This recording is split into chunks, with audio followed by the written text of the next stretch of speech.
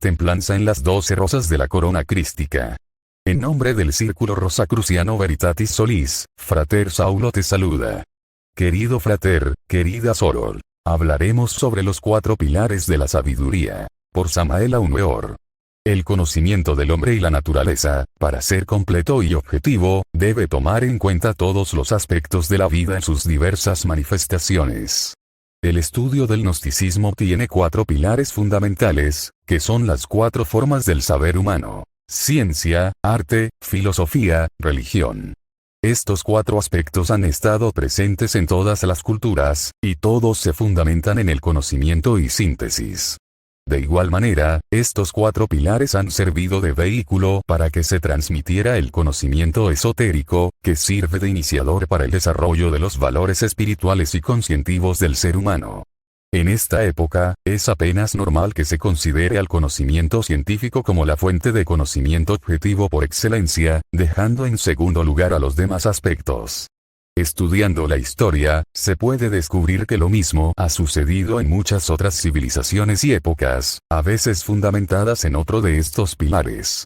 Por ejemplo, en la antigua Grecia se consideraba que la forma más elevada del conocimiento surgía de la filosofía, y se despreciaba la experimentación. En la Edad Media europea se consideraba que el único conocimiento válido era el religioso, descartando todo aspecto que contradijera este principio, etc. La siguiente historia sufí ilustra el resultado de este desequilibrio. Contaremos la historia de los 3 ciegos y el elefante. Dícese de 3 hombres ciegos de nacimiento, que discutían sobre los elefantes. Llegando a la conclusión de que poco sabían sobre el tema, resolvieron acercarse a un elefante para investigar, y luego reunirse a compartir sus observaciones, por lo que pidieron a otras personas que los acercaran a algún elefante. El primero de los ciegos quedó al lado de la pata de un elefante, el segundo, cerca de la trompa y el tercero, en la parte de atrás. Los 3 se dedicaron a estudiar su elefante con los sentidos de que disponían. Una vez que los 3 llegaron a su propia conclusión, se volvieron a reunir para compartir sus experiencias. El elefante es como una gran columna rugosa, maciza, inamovible, que nace del suelo y se eleva, dijo el primero de los ciegos. De ninguna manera, le interrumpió el segundo, de cierto y por mis observaciones puedo decir que el elefante es un tubo flexible que en uno de sus extremos es húmedo. No discutan, dijo el tercero, sin lugar a dudas es el elefante una masa gigantesca y rugosa, sostenida sobre 2 columnas que se mueven, y que en la parte superior tiene una soga que se mueve como un látigo. Si, por simple afinidad, nos dedicáramos al estudio de algunos de estos 4 pilares, despreciando a los demás, siempre estaríamos corriendo el riesgo de estar en el papel de uno de los 3 ciegos de la historia, muy convencidos de nuestras experiencias y conocimientos, pero viendo solo un aspecto de la realidad. Estudiar la gnosis no es estudiar un libro, sino estudiar al hombre.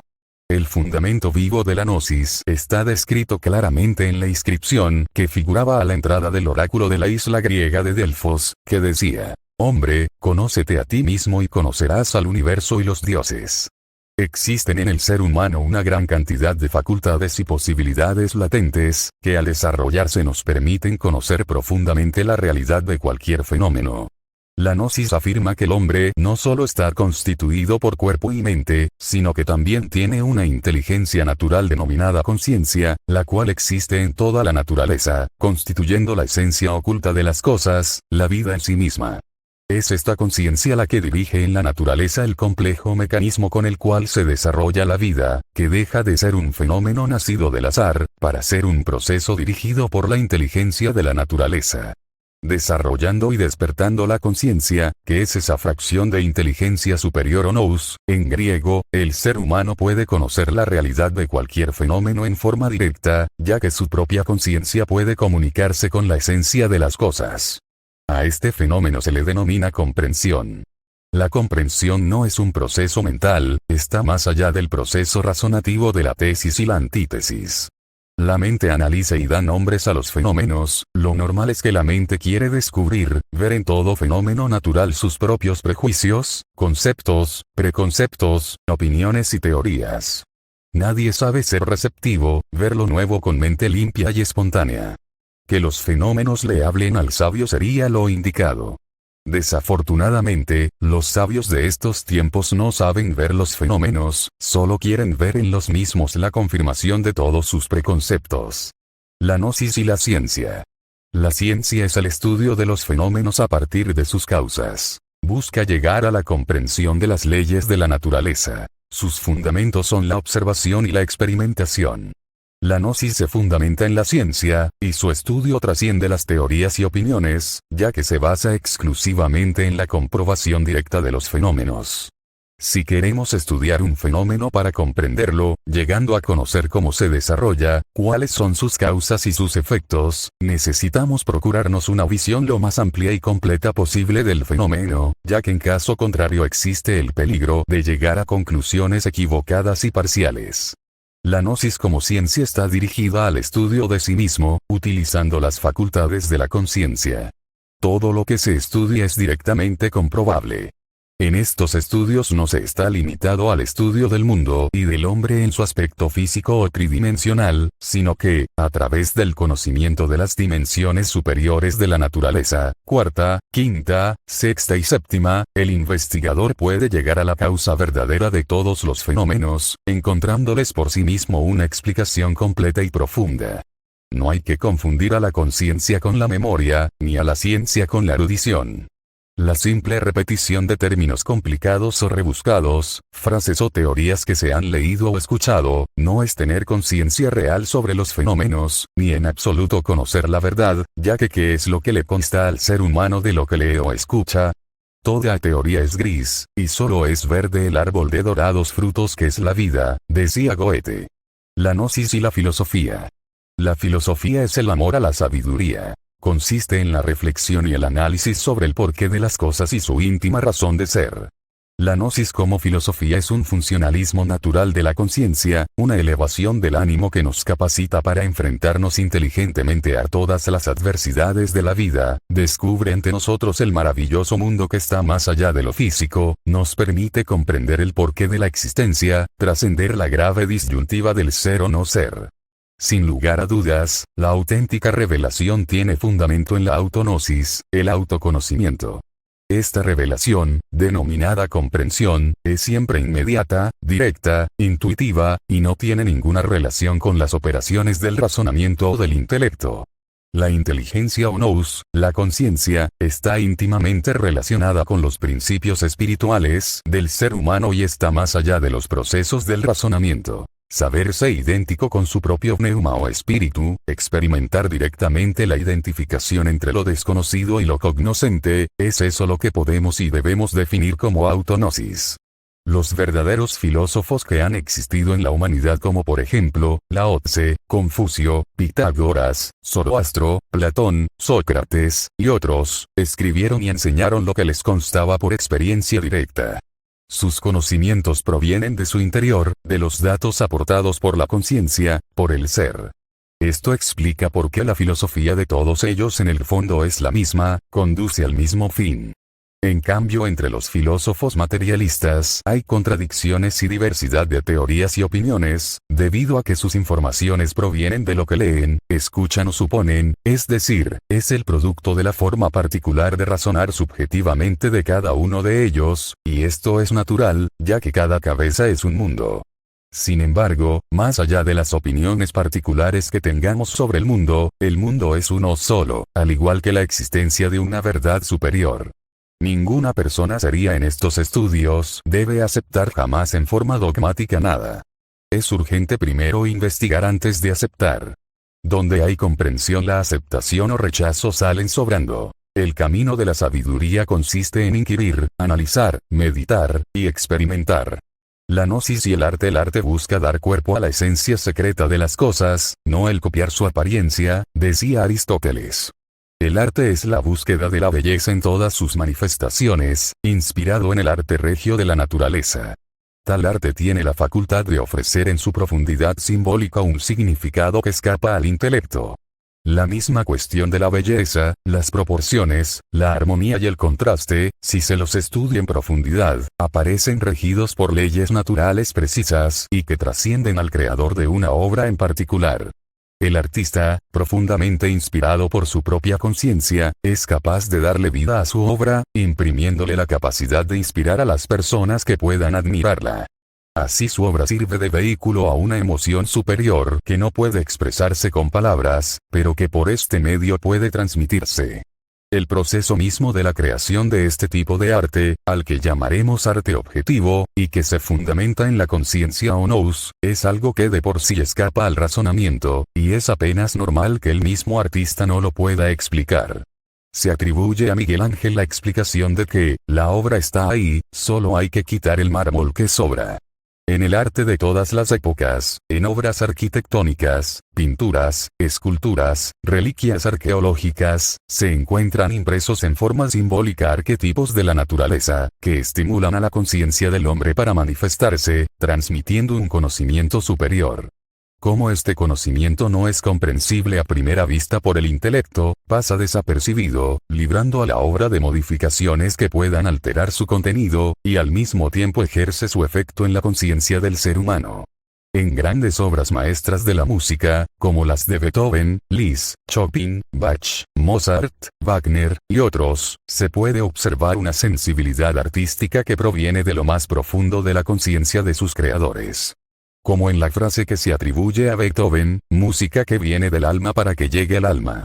En el campo de la literatura universal, igualmente existen mensajes psicológicos, que detallan en forma simbólica todos los procesos íntimos que se siguen para lograr la integración con el ser, la autorrealización, en obras como el Fausto de Goethe, la Divina Comedia de Dante Alighieri, la Ilíada y la Odisea de Homero, la Eneida de Virgilio, el Parsifal de Wagner, entre otras. La gnosis y la religión es la ley de la conciencia, dijo Simón Bolívar. El término religión proviene del latín, religare, que significa volver a unir al ser humano con su creador. En todos los pueblos ha existido siempre la noción de una divinidad, de una inteligencia al hombre, que le dio la vida, a veces bajo la forma de un dios único, el monoteísmo, o de todo un conjunto de dioses, politeísmo, pero en todos los casos anterior al hombre y al mundo. También se repite en diversos cultos y confesiones, el concepto de un estado original y una posterior caída o separación del hombre de la divinidad, y de la necesidad del ser humano de volver a establecer ese contacto con su creador, regresando al estado original de donde partió. En cuestión de religión, la sabiduría apela a la religiosidad en su forma más profunda. En la búsqueda de la experiencia mística directa, para que el hombre busque a la deidad dentro de sí mismo, en la intimidad de su propio corazón.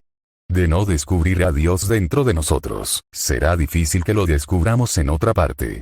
Aquel que lo logra, ciertamente descubre la verdad en sí mismo. Aquellos que encarnaron la verdad fundaron las grandes religiones y las grandes escuelas de misterios. No hay religión más elevada que la verdad. La religión es propiedad inherente a la vida, como la humedad al agua. ¿Podría un hombre no pertenecer a ninguna religión, y sin embargo ser profundamente religioso? Todo aquel que sea capaz de vivenciar la verdad es profundamente religioso aunque no pertenezca a ninguna religión establecida. La íntima relación de la mente con la verdad es religión. Solo el hombre religioso es verdaderamente revolucionario, se sale de los parámetros de su época, y suele dejar una huella profunda en el pensamiento y en la vida de los seres humanos. La verdad quiere conocerse a sí misma en cada hombre. Jesús de Nazaret, Buda, Krishna, son un cuerpo viviente de la verdad. Ellos encarnaron la verdad. Quien encarne la verdad se hace libre. Estudiando a la religión en profundidad, podemos distinguir entre las formas religiosas y los principios religiosos. Los principios religiosos son fórmulas vivientes, y existen más allá del tiempo y de las personas, y están íntimamente relacionados con el ser de cada persona, es decir, con su principio espiritual. Las formas religiosas son los distintos sistemas de enseñar y transmitir esos principios. La religión asume de este modo distintas formas religiosas, según las necesidades de cada raza y de cada época. Así las formas religiosas se han sucedido unas tras otras a través de las épocas. Las formas religiosas conservan los valores eternos y están organizadas de acuerdo con las necesidades psicológicas e históricas de cada pueblo, de cada raza, pero todas conservan los mismos principios, los mismos valores eternos y solo se diferencian en la forma. Por esto, no es inteligente que un cristiano se burle de la religión del Buda o de la religión hebrea o hinduista, porque todas las religiones descansan sobre los mismos basamentos. Entonces resultan absurdas las luchas religiosas, porque en el fondo todas son únicamente modificaciones de los mismos principios. La religión existe más allá de las tradiciones y de las opiniones, y su objetivo es la transformación del ser humano, para que pueda volver a unirse con su creador, obteniendo el religaré. Con un solo Buda viviente nacido entre las filas del budismo, ya el budismo ha cumplido su misión. Con un solo cristificado en las filas del cristianismo, ya queda justificada la existencia del cristianismo. Con un solo imán entre las filas del mahometanismo, ya queda bien justificada la existencia de la religión mahometana, etc. Todas las grandes religiones del mundo han logrado su objetivo con hombres que consiguieron el religaré, es decir, que encarnaron la verdad. Realmente muchos son los llamados y pocos los escogidos.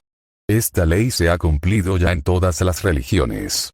En palabras de Jesús, de 1000 que me buscan uno me encuentra, de 1000 que me encuentran, uno me sigue, de 1000 que me siguen uno es mío, y Buda dijo también, de 1000 que me acompañan uno me escucha, de 1000 que me escuchan uno me entiende, de 1000 que me entienden uno me entiende perfectamente. El estudio de cualquier forma religiosa o sistema esotérico se enriquece con la síntesis. El que se conoce a sí mismo, conoce al propio ser interior en sí mismo y a este proceso de conocer su propio ser íntimo, es precisamente la autognosis. Es fundamental distinguir entre la fe y la creencia ciega. La fe es la percepción directa de lo real, es sabiduría fundamental, vivencia de eso que está más allá del cuerpo, de los afectos y de la mente. La fe es sabiduría verdadera y nunca vanas creencias, dogmas, fanatismos. Jesús el Cristo, advierte a sus discípulos diciéndoles, cuidaos de la levadura de los saduceos y de los hipócritas fariseos. La doctrina de los saduceos es la doctrina que se fundamenta en los 5 sentidos, la de los materialistas ateos. La doctrina de los fariseos corresponde a aquellas personas que concurren a sus ritos, a sus reuniones o ceremonias religiosas para que otros los vean, para que se diga que son buenas personas, para aparentar ante los demás, y se vuelven fanáticas, dogmáticas, encerrándose en el culto religioso como una tradición, aunque en su intimidad puedan estar llenas de odio, envidia, y cometen toda clase de faltas. Estas personas se convierten en fanáticas, no saben escuchar a nadie y se llenan de muchas creencias y de falsos conceptos, repiten muy bien lo que leen o escuchan, pero en el fondo siguen siendo los mismos personajes sin mostrar un cambio verdadero. La religión no les ha servido para transformarse. Quien vivencia la verdad, tiene fe auténtica. Quien tiene fe verdadera, no necesita creer. La mística encamina al hombre hacia la búsqueda del espíritu y la conquista de su alma, desarrollando los valores de la conciencia. Es necesario que el hombre alcance el religaré y descubra las causas inefables de la realidad para alcanzar la verdadera mística. Si tu interés es seguir indagando en nuestros conocimientos, te invitamos a estudiar en nuestra fraternidad donde las enseñanzas son gratuitas, con el único fin de elevar a la humanidad. Luz, vida y amor.